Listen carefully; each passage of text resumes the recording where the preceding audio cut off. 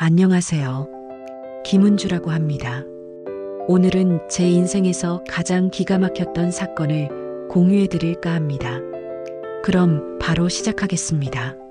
손끝에 정성을 담으면 굶지 않는다.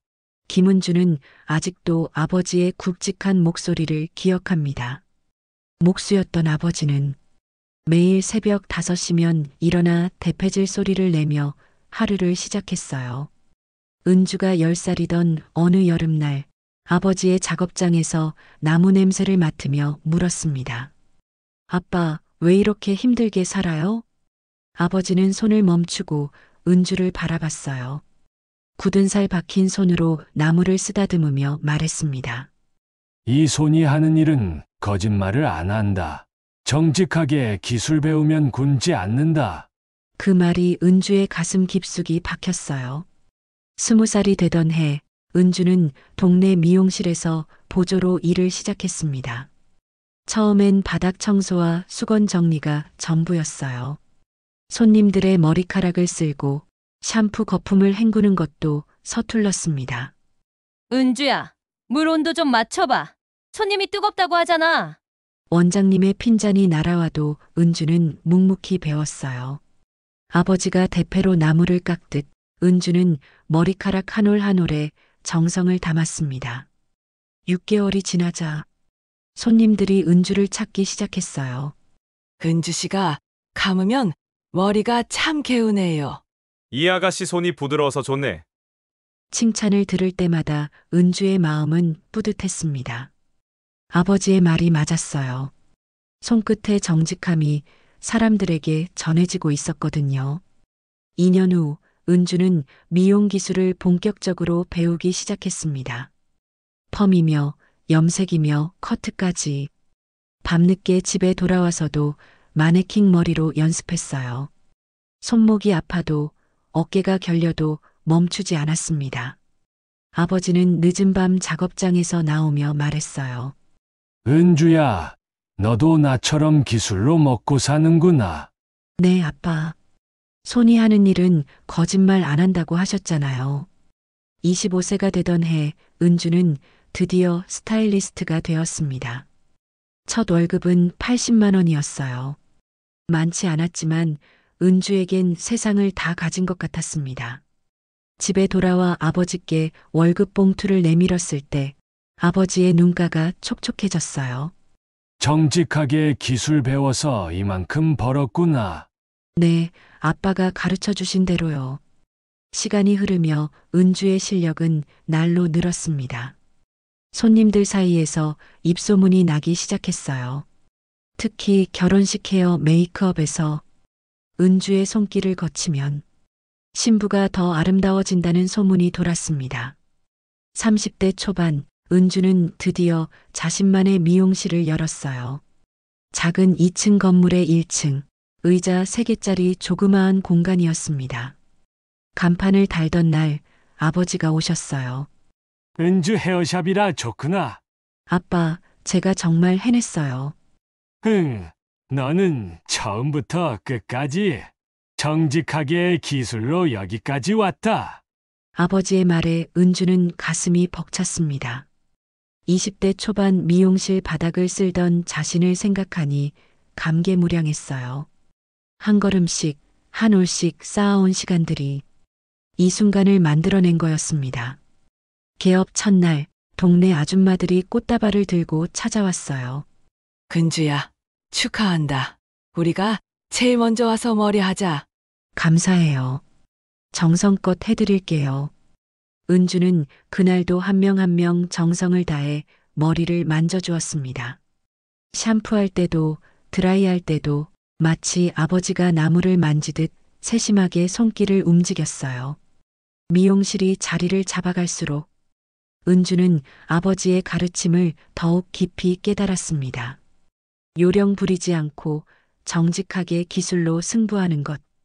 그것이 진짜 성공의 길이었어요. 어느 날 저녁 하루 일을 마치고 집에 돌아온 은주에게 아버지가 말했습니다. 은주야, 내가 자랑스럽다. 바른 길로 가고 있구나. 아빠가 가르쳐준 대로 계속 갈게요. 그때만 해도 은주는 몰랐어요. 이 가치관이 훗날 자신의 인생에서 얼마나 중요한 나침반이 될지를.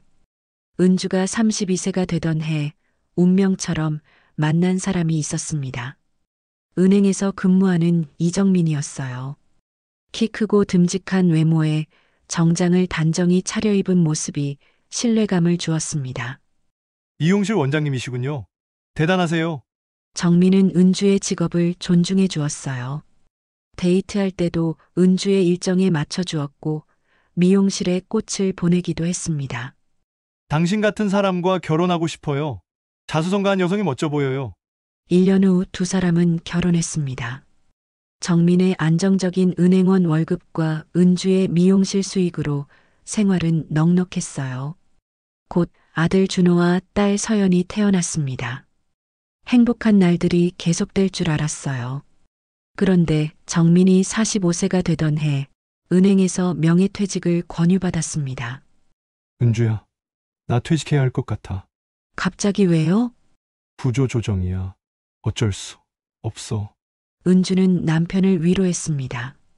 괜찮아요. 미용실 수익도 있고 당신도 다른 일 찾으면 되잖아요. 하지만 정민의 표정은 어두웠어요. 20년 넘게 다닌 직장을 떠나는 것이 쉽지 않았겠지요.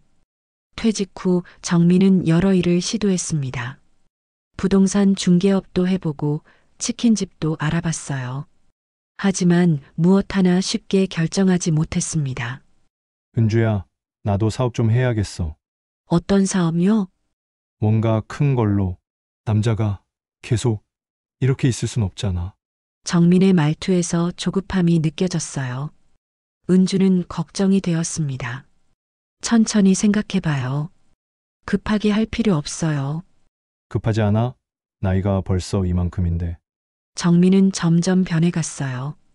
예전처럼 은주의 미용실 일을 자랑스러워하지 않았습니다. 오히려 불편해하는 기색이 역력했어요. 어느 날 미용실에 정민이 찾아왔습니다. 손님들 앞에서 큰 소리로 말했어요. 나도 곧 큰 사업 시작한다니까? 너만 일하는 거 아니야. 손님들이 힐끗힐끗 쳐다봤습니다. 은주는 얼굴이 빨갛게 달아올랐어요. 여보, 나중에 집에서 얘기해요. 뭐가 문제야? 남편이 사업한다는데 좋아해야지. 은주는 당황했습니다. 정민이 왜 이런 식으로 행동하는지 이해할 수 없었어요. 그날 밤 집에서 은주가 물었습니다. 오늘 왜 그랬어요? 손님들 앞에서 그런 말하면 어떡해요? 내가 뭔 말을 잘못했다고? 남편이 사업한다는데 자랑스러워해야 정상 아니야? 그런 게 아니라 아, 내가 실업자라서 창피한 거야? 정민의 목소리가 높아졌어요. 은주는 한숨을 내쉬었습니다. 남편이 이렇게 민감해한 적이 없었는데요. 이런 일이 반복되었습니다. 정민은 동네 사람들을 만나면 꼭 나도 곧 사업 시작한다는 말을 했어요.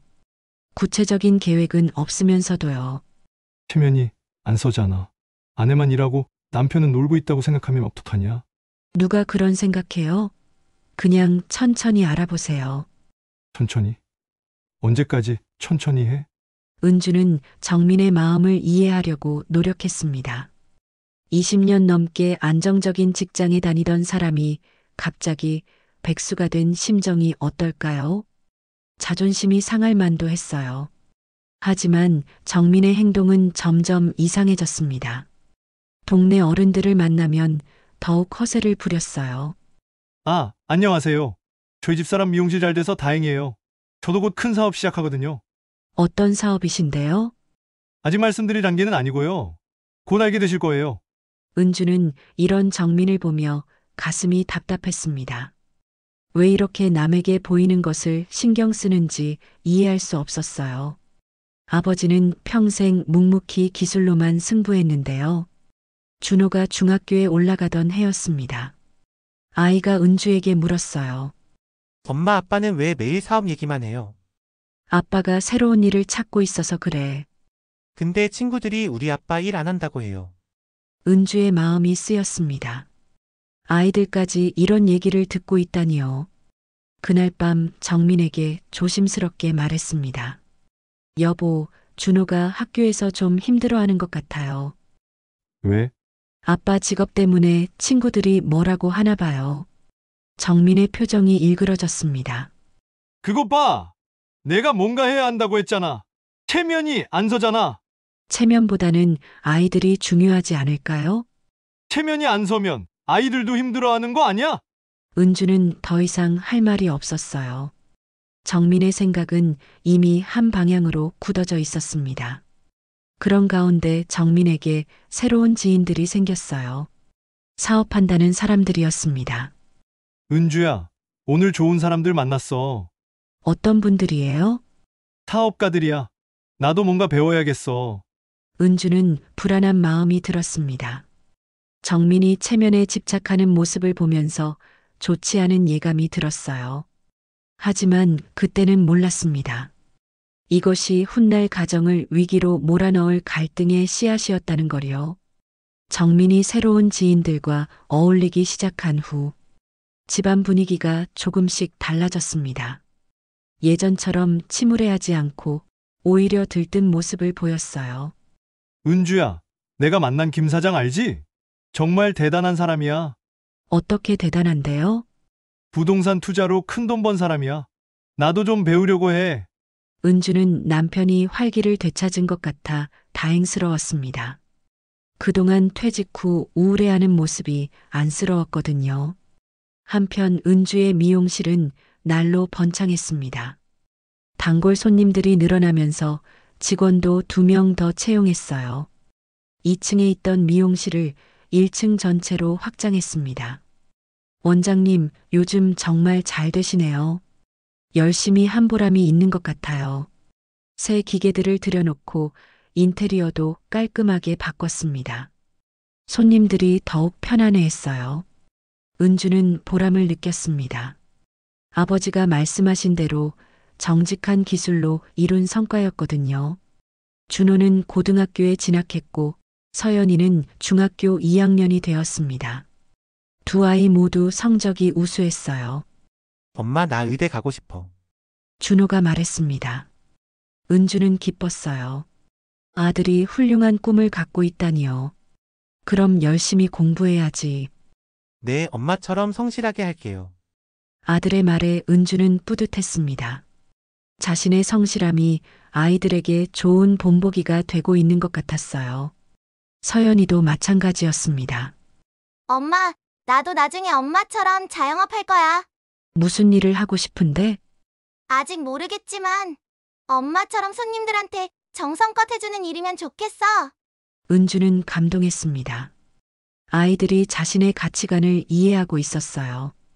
이렇게 겉으로 보기엔 모든 것이 완벽했습니다. 미용실은 잘 되고 아이들은 훌륭하게 자라고 남편도 새로운 활력을 찾은 것 같았어요. 하지만 은주는 가끔 이상한 점들을 발견했습니다. 정민이 새로 생긴 지인들과 만나는 횟수가 점점 많아진 거예요. 또 나가세요? 응, 김 사장이랑 투자 공부 좀 하려고. 매일 만나네요. 기회는 금방 지나가는 거야. 놓치면 안 되잖아. 정민은 요즘 자주 기회라는 말을 했습니다. 그리고 투자라는 단어도 자주 입에 올렸어요. 은주야, 요즘 부동산 투자가 대세야. 타이밍이 중요해. 잘 모르겠어요. 우리는 그냥 꾸준히 하는 게 좋지 않을까요? 꾸준히만 하면 언제 큰 돈 벌어? 기회를 잡아야지. 은주는 이런 대화가 불편했습니다. 아버지는 평생 기회보다는 성실함을 강조하셨거든요. 하지만 정민의 표정이 밝아진 것을 보니 말리기도 어려웠어요. 어느 날 저녁 정민이 흥분한 채로 집에 돌아왔습니다. 은주야, 대박이야. 정말 좋은 기회가 생겼어. 무슨 기회? 김 사장이 소개해준 투자처가 있어. 수익률이 장난 아니야. 어떤 투자인데? 좀 복잡한데 부동산 관련된 거야. 자세한 건 나도 더 공부해서 알려줄게. 정민의 설명은 애매했습니다. 구체적이지도 않고 이해하기도 어려웠어요. 하지만 정민은 확신에 찬 모습이었습니다. 여보, 너무 서두르지 마. 좀 더 알아보고 결정해도 늦지 않을 것 같은데. 기회는 기다려주지 않아. 지금 아니면 안 돼. 은주는 불안했습니다. 정민이 이렇게 성급한 모습을 보인 적이 없었거든요. 하지만 반대하기도 애매했어요. 남편이 의욕을 보이는데 찬물을 끼얹고 싶지 않았습니다. 며칠 후 정민이 또 다른 소식을 가져왔어요. 은주야, 김 사장 친구들이 나 정말 좋게 봐주나 봐. 그래요? 응, 나한테 특별한 기회를 주겠다고 해. 보통 사람들은 못 들어가는 투자처래. 왜 우리를 특별히 좋게 봐주는 거지? 내가 은행에서 오래 일해서 신뢰감을 주나 봐. 그리고 은주 너 미용실도 잘 되고 있고. 정민의 말에서 이상한 점을 느꼈지만 은주는 넘어갔습니다. 남편이 인정받는 것 같아 나쁘지 않았거든요. 그런데 며칠 후 준호가 이상한 말을 했습니다. 엄마 아빠가 요즘 이상한 말 많이 해요. 무슨 말? 숫자 게임 같은 거요. 100 넣으면 200 나온다 이런 얘기. 은주의 가슴이 철렁했습니다. 아빠가 그런 말을 했다고? 네, 서연이한테도 그런 얘기했어요. 곧 우리 집이 부자 된다고. 은주는 서늘한 기분이 들었습니다. 정민이 아이들 앞에서까지 그런 얘기를 하다니요. 그리고 숫자 게임이라는 표현이 섬뜩했어요. 그날 밤 정민에게 물었습니다. 여보, 아이들한테 투자 얘기했어요? 왜? 아빠가 돈 벌어서 좋은 거 아니야? 근데 애들이 숫자 게임이라고 하는데. 숫자 게임이 뭐가 문제야? 투자는 다 숫자잖아. 정민의 답변이 석연치 않았습니다. 하지만 그때는 몰랐어요. 이것이 단순한 투자가 아니라는 걸요. 은주는 여전히 안정된 일상이라고 생각했습니다. 미용실은 잘 되고 아이들은 건강하고 남편도 새로운 의욕을 찾았다고 여겼어요. 하지만 이 모든 것은 환상이었습니다. 곧 모든 것이 무너질 거라는 걸 은주는 전혀 예상하지 못했어요. 어느 토요일 오후 은주는 미용실에서 마지막 손님을 배웅하고 있었습니다. 주말이라 가족과 시간을 보내려고 일찍 문을 닫으려던 참이었어요. 집에 도착하니 거실에서 이상한 광경이 펼쳐지고 있었습니다. 서연이가 종이에 뭔가를 열심히 적고 있었어요. 서연아, 뭐 하는 거야? 엄마, 아빠가 가르쳐준 숫자 게임 해보고 있어요. 은주가 종이를 보니 깜짝 놀랐습니다. 100, 200, 400, 800이라고 적혀 있었어요. 이게 뭐야? 아빠가 100만 원 넣으면 200만 원 되고 200만 원 넣으면 400만 원 된다고 했어요. 은주의 얼굴이 파랗게 변했습니다. 정민이 도대체 아이들에게 무슨 얘기를 한 걸까요? 서연아, 그런 건 어른들 일이니까 너는 신경 쓰지 마. 근데 재미있어요. 숫자가 계속 커져요. 은주는 소름이 돋았습니다. 14살짜리가 이런 생각을 하고 있다니요. 이건 투자가 아니라 도박의 논리였어요. 준호가 방에서 나왔습니다. 엄마 오셨네요. 아빠 어디 갔어요? 아빠는 어디 갔는데? 김 사장님이랑 중요한 미팅 있다고 나갔어요. 은주는 답답했습니다. 요즘 정민은 집에 있는 시간보다 밖에 있는 시간이 더 많았어요. 그리고 아이들은 아버지로부터 이상한 것들을 배우고 있었습니다. 그날 밤 정민이 늦게 들어왔어요. 술 냄새가 났습니다. 여보, 서연이가 이상한 얘기 하던데. 무슨 얘기? 숫자 게임. 100만 원이 200만 원 된다고 하던데. 정민이 헤헤 웃었습니다. 애들도 경제 공부 좀 해야지. 요즘 시대에 그것도 모르면 안 되잖아. 그게 경제 공부예요? 도박 아니야? 도박. 이건 투자야. 투자. 정민의 목소리가 높아졌습니다. 은주는 이런 정민을 본 적이 없었어요. 여보, 도대체 무슨 투자를 하는 건지 제대로 설명해줘. 복잡해서 너는 이해 못해. 복잡하면 천천히 설명해주면 되잖아. 정민은 한숨을 쉬었습니다. 좋아, 간단히 설명해줄게. 부동산 개발 프로젝트에 투자하는 거야. 땅을 사서 개발하면 돈이 몇 배로 불어나는 거지. 그럼 왜 은행에서 대출을 안 해주는 건데? 은행은 절차가 복잡하잖아. 우리는 빠른 루트로 가는 거야. 은주는 여전히 이해가 안 되었습니다. 하지만 정민은 더 이상 설명하려 하지 않았어요. 며칠 후 은주는 정민의 방에서 청소를 하다가 이상한 서류들을 발견했습니다. 고수익 부동산 투자 설명서라고 적힌 화려한 팜플릿이었어요. 연 수익률 300% 보장, 최소 투자금 1,000만 원, 6개월 내 원금 회수 가능. 은주는 손이 떨렸습니다. 이런 게 말이 되나요? 연 수익률 300%라니요. 은주가 미용실을 20년 동안 운영하면서도 이런 수익률은 꿈도 꿔본 적이 없었어요. 팜플릿을 자세히 보니 더욱 이상했습니다. 회사 주소도 명확하지 않고 담당자 이름도 성씨만 적혀 있었어요. 전화번호는 휴대폰 번호 하나뿐이었습니다. 이게 뭐야? 은주는 팜플릿을 들고 거실로 나갔습니다. 마침 정민이 TV를 보고 있었어요. 여보, 이게 뭐예요? 정민이 팜플릿을 보더니 당황하는 기색을 보였습니다. 아, 그거 김 사장이 준 자료야. 연 수익률 300%가 말이 돼? 요즘 부동산 시장이 뜨거우니까 가능한 거야. 그럼 왜 모든 사람이 안 하는 거야? 이렇게 좋으면 은행에서도 할 텐데. 정민의 표정이 굳어졌습니다.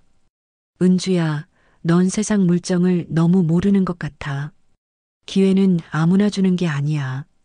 그래도 이상하잖아요. 너무 좋은 조건인걸. 좋은 조건이면 나쁜 거야? 우리가 운이 좋은 거지. 은주는 더 이상 말하고 싶지 않았어요. 정민이 이렇게 막무가내로 나올 줄 몰랐습니다. 그날 밤 은주는 잠이 오지 않았어요. 아버지의 목소리가 자꾸 들렸습니다. 정직하게 기술 배우면 굶지 않는다. 아버지는 평생 요령을 부리지 않으셨어요. 대패질 하나하나에 정성을 다하셨고 그렇게 가족을 먹여 살리셨습니다. 은주도 그 가르침을 따라 미용실을 키웠고요. 그런데 정민은 왜 이렇게 쉬운 길만 찾으려고 할까요? 다음 날 아침 준호가 은주에게 말했습니다.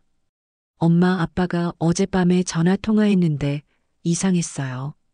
무슨 얘기했는데? 돈 얘기요. 얼마를 넣겠다. 언제까지 준비하겠다. 이런 얘기. 은주의 가슴이 쿵 내려앉았습니다. 정민이 벌써 구체적으로 투자를 진행하고 있는 것 같았어요. 얼마나 큰 금액인 것 같던? 1,000만 원인가 2,000만 원인가 했던 것 같아요. 은주는 눈앞이 캄캄했습니다. 그 돈이면 미용실 확장할 때 쓸 수 있는 돈이었어요. 준호 대학 등록금으로 쓸 돈이기도 했고요. 준호야, 혹시 아빠가 어디서 그 돈을 구한다고 했나? 잘 모르겠어요. 근데 통장 얘기도 했던 것 같아요. 은주는 서둘러 방으로 가서 통장들을 확인했습니다. 다행히 아직 큰 변화는 없었어요. 하지만 불안한 마음은 가시지 않았습니다. 그날 오후 미용실에서 일하는데 마음이 계속 무거웠어요.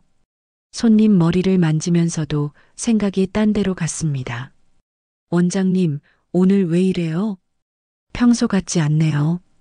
단골 손님 박 여사가 걱정스럽게 물었어요. 아, 죄송해요. 좀 피곤해서요. 집에 무슨 일 있어요? 은주는 말하고 싶었지만 참았습니다. 가족 일을 남에게 털어놓을 수는 없잖아요. 하지만 박 여사는 오랜 단골이었어요. 은주의 미용실을 처음 시작할 때부터 와주신 분이었습니다. 원장님, 제가 나이 먹어서 아는 건데 남편이 갑자기 돈 벌겠다고 나서면 조심해야 해요. 네. 우리 남편도 예전에 그랬거든요. 퇴직하고 나서 체면 때문에 이상한 일 벌이려고 했어요. 박 여사의 말이 은주의 가슴에 와닿았습니다. 어떻게 하셨어요? 처음엔 막았는데 나중엔 한번 해보라고 했어요. 대신 조건을 걸었죠.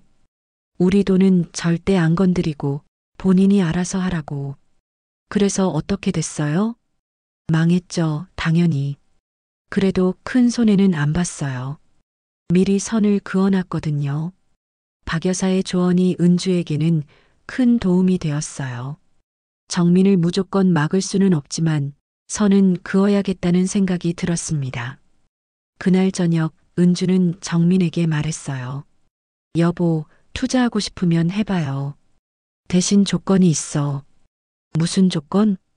우리 가정의 생활비나 아이들 교육비는 건드리지 마.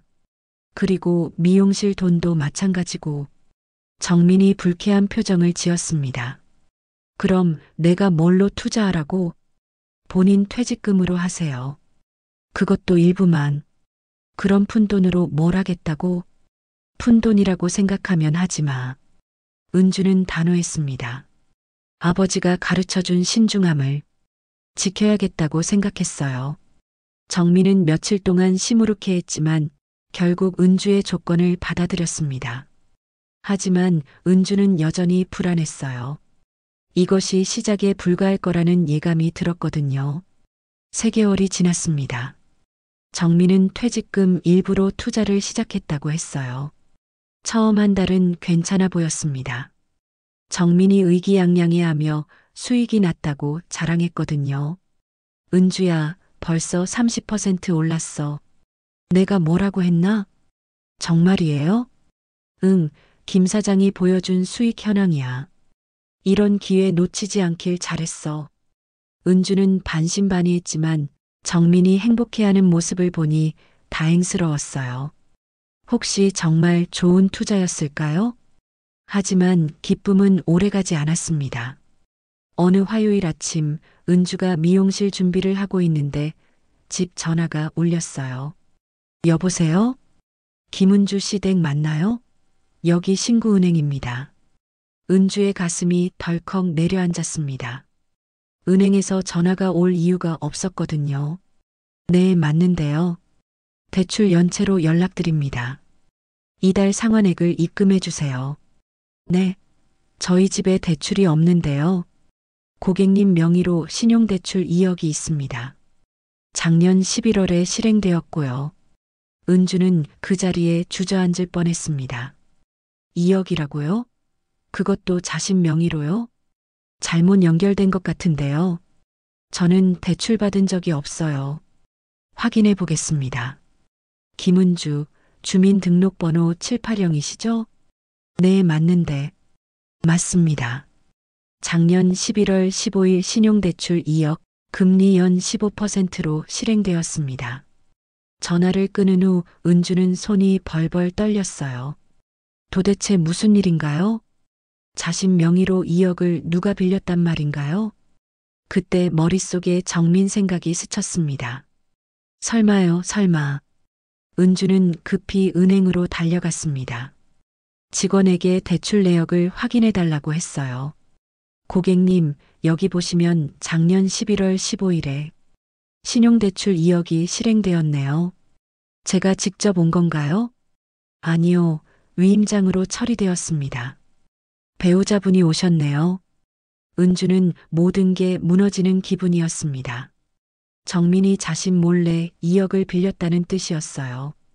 지금 연체 상황은 어떻게 되나요? 2개월 연체 상태입니다. 이자만 월 250만 원인데 그것도 못 내고 계시네요. 은주는 눈앞이 캄캄했습니다. 월 250만 원이라니요. 미용실 수익으로도 감당하기 어려운 금액이었어요. 집으로 돌아오는 길에 은주는 울음이 터졌습니다. 정민이 어떻게 이런 일을 할 수 있을까요? 그것도 자신 몰래요. 집에 도착하니 정민이 TV를 보고 있었습니다. 평온한 모습이었어요. 은주는 참을 수 없었습니다. 여보, 왜 그래? 무슨 일 있어? 은주는 은행에서 받은 서류를 정민 앞에 던졌습니다. 이게 뭐예요? 정민의 얼굴이 새파랗게 변했어요. 은주야, 이건 제 명의로 2억을 빌렸다고요? 언제부터 이런 짓을 한 거야? 정민은 한동안 말을 못했습니다. 그러다가 고개를 숙였어요. 미안해. 미안하다고요? 2억이에요, 2억. 은주의 목소리가 집 전체에 울렸습니다. 준호와 서연이가 방에서 나왔어요. 엄마, 아빠, 왜 싸워요? 방에 들어가 있어. 은주는 아이들을 돌려보낸 후 정민과 마주 앉았습니다. 도대체 왜 이런 일을 한 거예요? 그것도 나 몰래? 정민이 떨리는 목소리로 말했어요.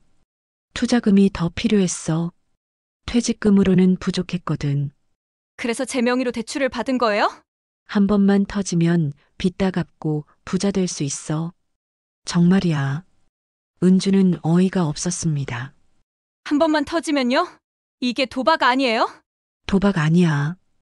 투자라고 했잖아. 투자면 왜 이렇게 숨겨서 해요? 왜 제 동의도 안 받고 제 명의로 대출을 받는 거예요? 정민은 변명을 늘어놓았지만 모두 궁색한 핑계였어요. 결국 욕심에 눈이 멀어서 한 짓이었습니다. 여보, 지금 상황이 어떤 줄 알아요? 이자만 월 250만 원이에요. 우리가 어떻게 감당해요? 곧 수익이 날 거야. 조금만 더 기다려봐. 더 기다리라고요? 벌써 2개월 연체라는데요? 은주는 정신이 없었습니다. 20년 동안 쌓아온 신용이 하루아침에 무너질 수도 있는 상황이었어요.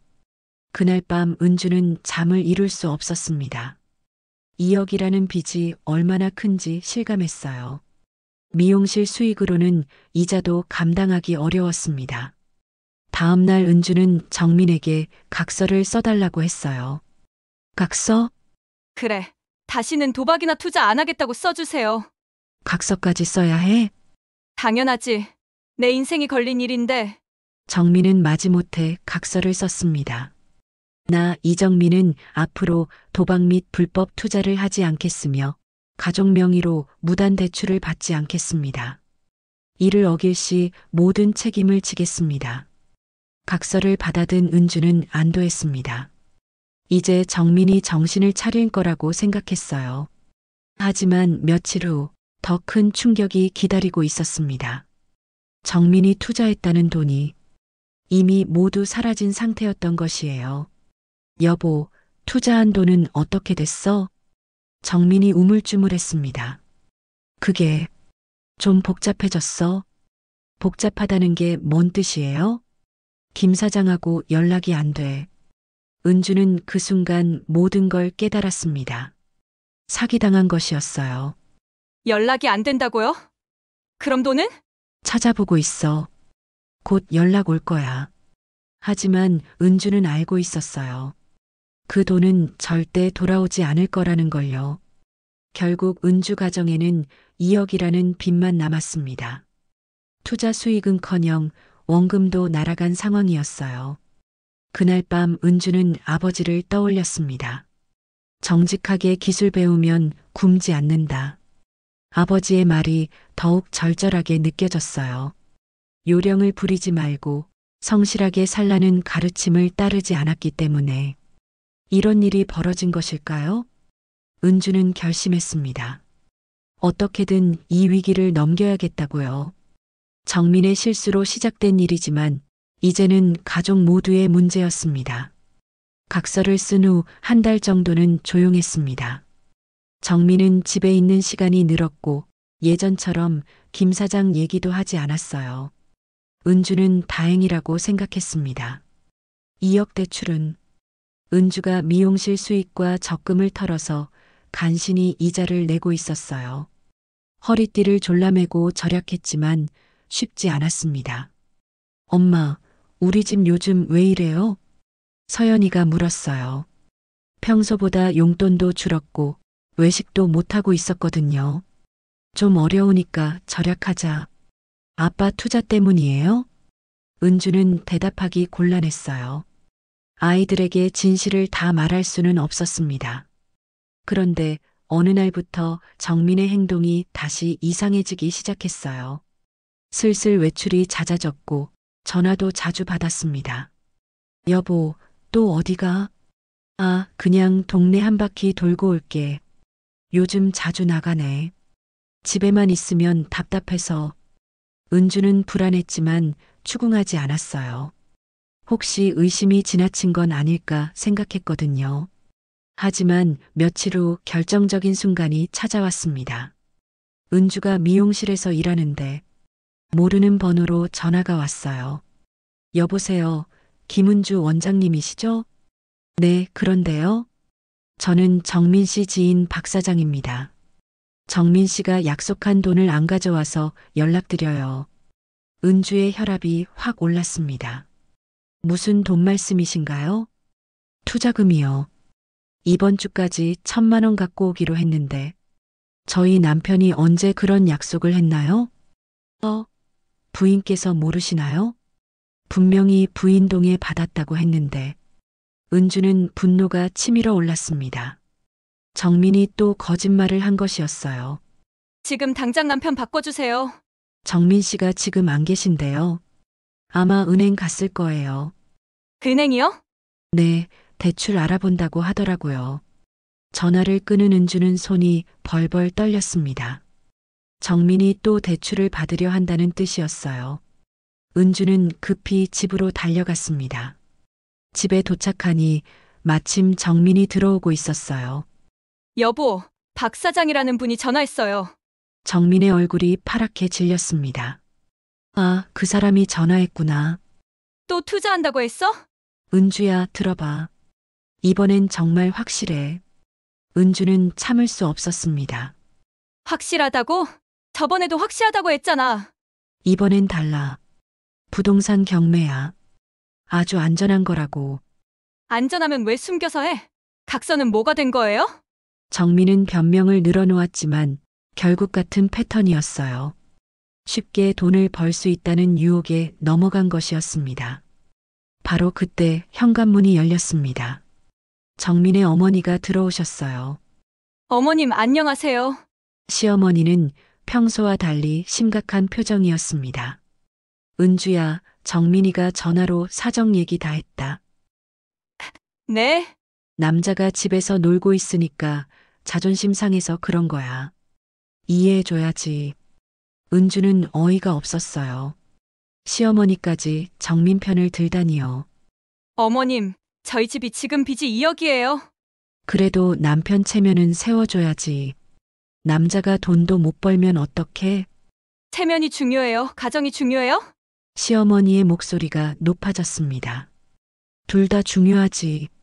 남편 무시하고 살면 가정이 행복하겠어? 은주는 황당했습니다. 2억 빚을 진 상황에서 체면 얘기를 하다니요. 어머님, 정민 오빠가 제 명의로 몰래 대출받은 거 아세요? 그래도 가족 아니야? 서로 도와야지. 도와달라고 하면 도왔을 거예요. 왜 몰래 했겠어요? 시어머니는 은주를 나무랐습니다. 은주야, 내가 너무 깐깐해서 정민이가 말 못한 거야. 제가 깐깐해서요? 응, 맨날 절약하자, 조심하자, 이러니까 남자가 위축되는 거지. 은주는 분통이 터졌습니다. 성실하게 살자는 게 잘못인가요? 그날 밤 세 명이 앉아서 긴 대화를 나눴습니다. 시어머니는 끝까지 정민을 감쌌어요. 은주야, 이번 한 번만 도와줘. 정민이가 성공하면 다 갚을 수 있어. 어머님, 이미 한 번 실패했잖아요. 이번엔 다르대잖아. 은주는 지쳤습니다. 남편과 시어머니가 한편이 되어 자신을 압박하고 있었어요. 그럼 조건이 있어요. 무슨 조건? 미용실은 절대 담보로 못 잡아요. 그리고 아이들 이름으로는 절대 대출 못 받아요. 정민과 시어머니가 서로 눈치를 봤습니다. 알겠어. 그 조건 지킬게. 하지만 은주는 불안했어요. 이들의 약속을 믿을 수 있을까요? 며칠 후 은주는 미용실에서 단골 손님 박 여사와 대화했어요. 원장님, 요즘 얼굴이 안 좋아요. 좀 피곤해서요. 혹시 집에 무슨 일 있어요? 남편분이 또 뭔가 하시나요? 은주는 눈물이 날 것 같았습니다. 박 여사님, 남편이 계속 투자하겠다고 해요. 시어머니까지 남편 편들고 박 여사가 한숨을 쉬었어요. 원장님, 제 경험으로는 한번 그런 맛을 본 남자는 못 고쳐요. 그럼 어떻게 해야 하죠? 미리 선을 그으세요. 더 늦기 전에. 박 여사의 조언이 은주의 마음에 깊이 박혔습니다. 하지만 시어머니와 정민의 압박 속에서 은주의 결심은 흔들리고 있었어요. 그리고 며칠 후 정민은 다시 투자에 뛰어들었습니다. 이번에는 어떤 결과가 기다리고 있을까요? 한 달이 지났습니다. 정민은 이번에도 확실한 기회라며 추가로 1,000만 원을 투자했어요. 은주는 불안했지만 시어머니의 압박과 정민의 간곡한 부탁에 어쩔 수 없이 동의했습니다. 이번엔 정말 마지막이야, 은주야. 약속했지? 이번이 정말 마지막이야. 당연하지. 이번에 성공하면 빚 다 갚고 새 출발할 수 있어. 하지만 은주의 불안은 현실이 되었습니다. 어느 수요일 오후 은주가 미용실에서 손님 머리를 말리고 있는데 낯선 사람들이 들어왔어요. 김은주 씨 맞나요? 네, 그런데요. 경찰입니다. 남편분 이정민 씨 관련해서 조사할 게 있어서 왔습니다. 은주는 드라이어를 떨어뜨릴 뻔했습니다. 손님들이 모두 쳐다봤어요. 무슨 일인가요? 일단 경찰서에 같이 가주세요. 자세한 얘기는 거기서 하겠습니다. 은주는 다리에 힘이 빠졌습니다. 직원에게 미용실을 맡기고 경찰차에 올랐어요. 온 동네 사람들이 쳐다봤습니다. 경찰서에 도착하니 정민이 이미 와 있었어요. 수갑은 안 찼지만 표정이 말이 아니었습니다. 여보, 정민이 고개를 들지 못했어요. 경찰관이 설명했습니다. 이정민 씨가 다니던 회사에서 회계 부정이 발각됐습니다. 약 5천만 원을 횡령한 혐의입니다. 은주는 그 자리에서 쓰러질 뻔했습니다. 횡령이요? 네, 투자 자금 마련을 위해 회사 돈을 빼돌린 것으로 보입니다. 은주는 눈앞이 캄캄했어요. 정민이 회사 돈까지 손댔다니요. 언제부터 한 일인가요? 작년 12월부터 올해 3월까지 총 6번에 걸쳐서 빼돌렸습니다. 은주는 그제서야 깨달았어요. 정민이 그동안 부동산 경매 투자라고 한 것들이 모두 거짓이었다는 걸요. 조사가 끝나고 집에 돌아오는 길 정민이 진실을 털어놓았습니다. 은주야, 미안해. 정말 미안해. 도대체 뭘 한 거예요? 처음엔 정말 투자였어. 근데 돈을 잃고 나니까 만회하고 싶어서. 그래서 회사 돈을 훔친 거야? 훔친 게 아니라 잠깐 빌린 거야. 투자해서 이익 나면 바로 갚으려고 했어. 은주는 어이가 없었습니다. 그게 횡령 아니야? 그럼 그 돈은 어디 갔어요? 정민이 고개를 숙였어요. 전부 잃었어. 전부? 미안해, 은주야. 정말 미안해. 집에 도착하니 시어머니가 기다리고 있었어요. 벌써 소식을 들었는지 눈이 빨갛게 부어 있었습니다. 은주야, 정민이 좀 살려줘. 어머님, 제발 사람 살려달라고. 감옥 가면 어떡해? 시어머니가 은주의 무릎 앞에 꿇었어요. 은주는 당황했습니다. 어머님, 일어나세요. 변호사 선임해서 선처받게 해달라. 내가 아니면 누가 도와주겠니? 은주는 복잡한 심정이었어요. 정민이 잘못했지만 아이들 아버지인 것도 사실이었습니다. 어머님, 일단 일어나세요. 천천히 생각해보죠. 하지만 며칠 후 더 큰 충격이 기다리고 있었습니다. 은주가 은행에서 전화를 받았어요. 김은주 씨, 남편분이 추가로 대출을 받으신 게 있네요. 네. 언제요? 지난달에 카드론으로 3천만 원, 저축은행에서 1천만 원 더 받으셨네요. 은주는 현기증이 났습니다. 총 빚이 2억 4천만 원이 된 것이었어요. 집에 돌아와서 정민을 추궁했습니다. 또 대출 받았어요? 그게 대답하세요. 투자할 돈이 부족해서 은주는 더 이상 참을 수 없었어요. 미용실 담보로는 안 잡겠다고 약속했잖아요. 미용실은 안 건드렸어. 다른 방법으로 받은 거야. 다른 방법이 뭐예요? 정민이 우물쭈물 하더니 충격적인 말을 했어요. 아이들 통장으로 받았어. 은주는 그 순간 모든 걸 포기하고 싶었습니다. 준호와 서연이 명의까지 도용한 것이었어요. 아이들 이름으로는 절대 하지 말라고 했잖아. 급해서 그랬어. 곧 갚을 수 있을 줄 알았어. 그날 밤 은주는 결심했습니다. 더 이상 정민과 함께 살 수 없다고요. 여보, 이혼해. 은주야, 그러지 마. 한 번만 더 기회를 줘. 기회는 이미 몇 번 줬잖아. 아이들 이름까지 도용하면서 도박한 사람한테 무슨 기회를 더 줘? 시어머니가 또 나섰습니다. 은주야, 부부가 어떻게 그렇게 쉽게 헤어져? 정민이가 잘못했지만 가정은 지켜야지. 어머님, 저도 한계가 있어요. 그래도 애들 아버지인데. 은주는 더 이상 듣고 싶지 않았어요. 일주일 후 정민은 구속되었습니다. 횡령 혐의가 명확했고 도망갈 염려가 있다는 판단 때문이었어요. 은주는 혼자 남았습니다. 2억 4천만 원의 빚과 두 아이, 그리고 미용실이 전부였어요. 아이들에게 상황을 설명해야 했습니다. 엄마, 아빠 언제 돌아와요? 서연이가 물었어요. 좀 오래 걸릴 것 같아. 왜요? 아빠가 잘못한 일이 있어서. 준호는 이미 눈치를 챈 듯 했습니다. 엄마, 우리 이제 어떻게 살아요? 걱정 마. 엄마가 다 해결할게. 하지만 은주의 마음은 막막했어요. 미용실 수익만으로는 빚을 갚기 어려웠습니다. 이자만 해도 월 400만 원이 넘었거든요. 은주는 주말마다 아르바이트를 시작했어요. 청소 일도 하고 카페에서 서빙도 했습니다. 하루에 3, 4시간밖에 못 자는 날이 많았어요. 그런 은주를 보며 아이들이 말했습니다. 엄마, 너무 무리하지 마세요. 괜찮아. 엄마는 괜찮으니까 너희들은 공부나 열심히 해.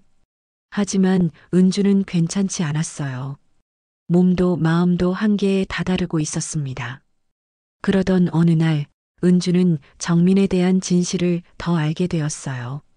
정민이 만났던 김 사장이라는 사람은 실제로는 불법 도박 사이트를 운영하는 사람이었습니다. 정민은 투자가 아니라 온라인 도박에 빠져 있었던 것이에요. 투자라고 속였지만 실제로는 도박이었구나. 은주는 모든 진실을 알고 나니 더욱 허탈했습니다. 남편이 자신에게 거짓말을 하며 가정을 파탄낸 것이었어요. 시어머니는 여전히 정민을 감쌌지만 은주의 결심은 굳어졌습니다. 어머님, 저는 더 이상 정민 오빠와 살 수 없어요. 은주야, 그래도 제가 아이들 키우며 빚도 갚겠어요. 대신 정민 오빠와는 끝이에요. 은주의 단호한 목소리에 시어머니도 더 이상 말하지 못했어요. 그렇게 은주는 홀로 아이들을 키우며 새로운 인생을 시작해야 했습니다. 하지만 절망적이지만은 않았어요. 아버지가 가르쳐준 정직한 기술이 있었거든요. 정민이 구속된 지 6개월이 지났습니다. 은주는 친정으로 이사했어요. 혼자서 아이들 키우며 빚 갚기가 쉽지 않았거든요. 은주야, 힘들면 친정에 와서 살자. 아버지의 제안을 받아들였습니다. 미용실은 계속 운영하되 생활비를 절약하기 위해서였어요. 친정집은 20년 전 그대로였습니다. 아버지의 작업장도 그대로 남아 있었어요. 이제는 목수일을 안 하시지만 대패와 톱들이 정리되어 있었습니다. 할아버지, 이게 뭐예요? 서연이가 대패를 만지며 물었어요. 그건 나무 깎는 도구야. 할아버지가 젊을 때 이걸로 일했지. 신기해요. 서연아, 할아버지가 중요한 얘기 해줄게. 아버지가 서연이와 준호를 불러 앉혔어요. 이 도구들로 할아버지가 너희 엄마 키웠단다. 정말이에요? 응, 매일 새벽부터 밤까지 나무 깎으며 돈 벌었지. 요령 부리지 않고 정직하게. 아이들이 관심 있게 들었습니다. 할아버지, 그럼 엄마도 그런 거 배운 거예요? 그렇지. 내 엄마도 처음엔 미용실에서 바닥 쓸기부터 시작했어. 하지만 정성껏 했지. 은주는 아버지의 말을 들으며 가슴이 뭉클했어요. 자신의 시작을 아이들에게 들려주시는 거였습니다. 아이들아, 할아버지 말씀 잘 들어라. 세상에 쉬운 길은 없다. 네, 엄마. 아이들도 요즘 상황을 이해하는 것 같았어요. 준호는 알바를 하겠다고 했지만 은주가 말렸습니다. 너는 공부나 열심히 해. 엄마가 다 해결할게. 은주는 새벽 5시에 일어나 미용실에 갔어요. 아침 7시부터 밤 10시까지 일했습니다. 주말에는 청소 아르바이트도 했고요. 힘들었지만 포기하지 않았어요. 아버지가 가르쳐 준 대로 한 걸음씩 꾸준히 나아갔습니다. 3개월이 지나자 미용실 매출이 조금씩 늘었어요. 은주의 성실함을 알고 있던 단골 손님들이 더 자주 오기 시작했거든요. 원장님, 요즘 더 열심히 하시네요. 네, 그냥 최선을 다하려고요. 힘내세요. 원장님 같은 분은 반드시 잘 될 거예요. 손님들의 응원이 은주에게는 큰 힘이 되었어요. 그런데 어느 날 예상치 못한 일이 일어났습니다. 은주가 미용실에서 일하는데 젊은 여자분이 찾아왔어요. 안녕하세요, 김 기자라고 합니다. 네, 안녕하세요. 혹시 인터뷰 가능하실까요? 홀로 아이 키우며 성실하게 살아가는 분들 취재하고 있거든요. 은주는 당황했어요. 자신의 이야기가 기사가 될 줄은 몰랐거든요. 저는 특별할 게 없는데요. 아니에요. 요즘 같은 시대에 정말 본받을 만한 이야기예요. 기자와 인터뷰를 했습니다. 은주는 자신의 이야기를 담담하게 들려주었어요. 아버지한테 배운 게 있어요. 정직하게 기술 배우면 굶지 않는다고. 그 말씀이 지금도 힘이 되시나요? 네, 힘들 때마다 생각해요. 요령 부리지 말고 성실하게 하자고. 기사가 나간 후 은주의 미용실에 더 많은 손님들이 찾아왔어요. 은주의 이야기에 감동받은 사람들이었습니다. 원장님, 기사 봤어요. 정말 대단하세요. 아니에요. 그냥 할 일을 하는 거예요.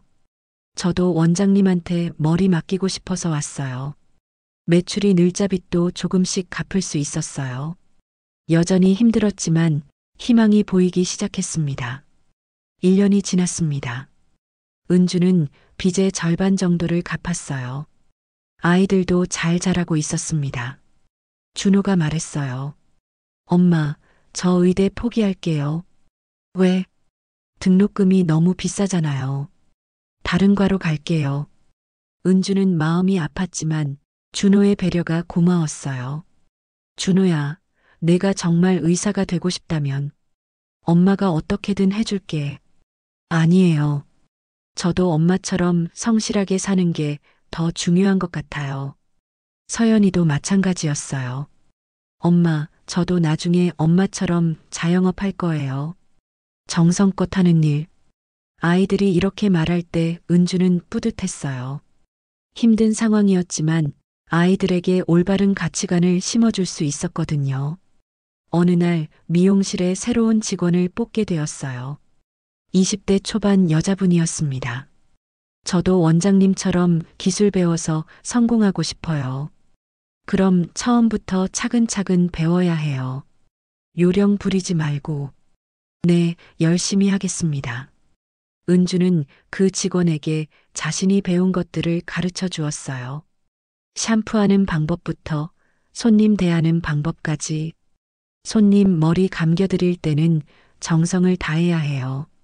그게 우리 일의 기본이거든요. 네, 원장님. 그리고 절대 요령 부리려고 하지 마세요. 손끝의 정직함이 제일 중요해요. 직원이 고개를 끄덕였어요. 몇 달 후 그 직원이 말했습니다.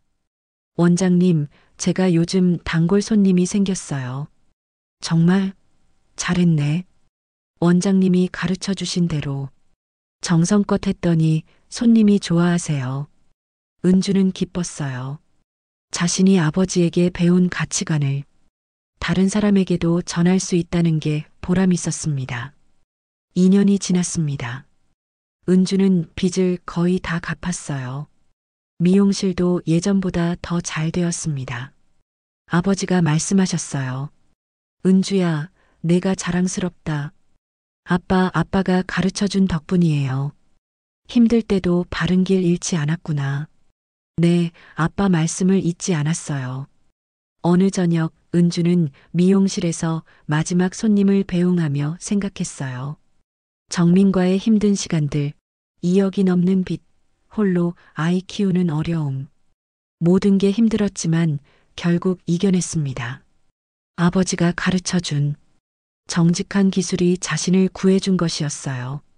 그날 밤 집에서 아이들과 저녁을 먹으며 말했습니다. 너희들, 엄마가 중요한 얘기 해줄게. 뭐예요? 할아버지가 엄마한테 해준 말이 있어. 정직하게 기술 배우면 굶지 않는다고. 엄마도 그렇게 했나요? 응, 그래서 우리가 이렇게 살 수 있는 거야. 준호가 물었어요. 엄마, 그럼 아빠는 왜 다른 길로 간 거예요? 아빠는 쉬운 길을 찾으려고 했어. 하지만 세상에 쉬운 길은 없단다. 서연이가 말했어요. 엄마, 저는 엄마처럼 할 거예요. 그래, 요령 피우지 말고 손끝 정직함을 믿어라.